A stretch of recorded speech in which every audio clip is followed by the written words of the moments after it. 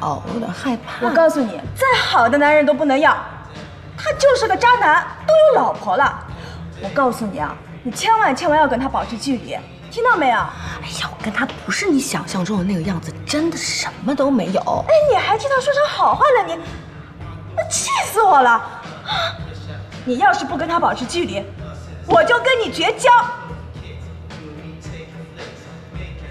好了，薇薇，我知道你对我好，你放心吧，我跟他真的什麼都沒有，真的什麼都沒有。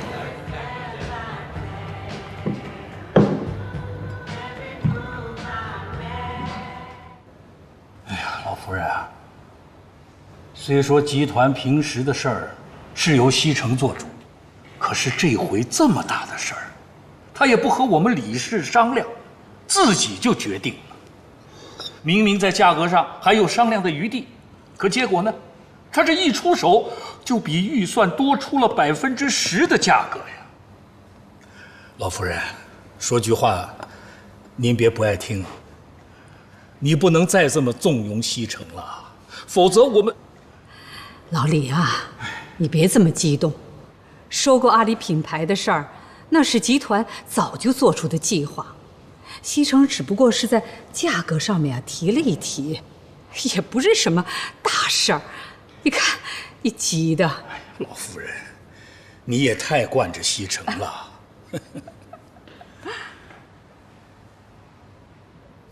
李叔，您来了。西城啊，你李叔来啊，就是想問問你，收購阿里品牌的事兒。你收購的價格，比我們預期的價格可是高出了10%。原来李叔是无事不登三宝殿的，其實也沒多大的事兒。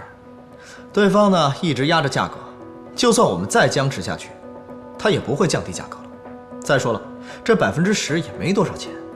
以這個品牌在國內的升值空間來講，這錢很快就會賺回來的。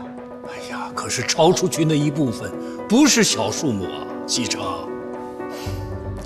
李叔，您年紀大了，今時不同往日，很多東西跟你們當年不一樣，很多東西要做就得立刻做，免得夜長夢多。奶奶，我有點累了，我上樓休息了。老夫人，你看見了吧？根本就沒把我們放在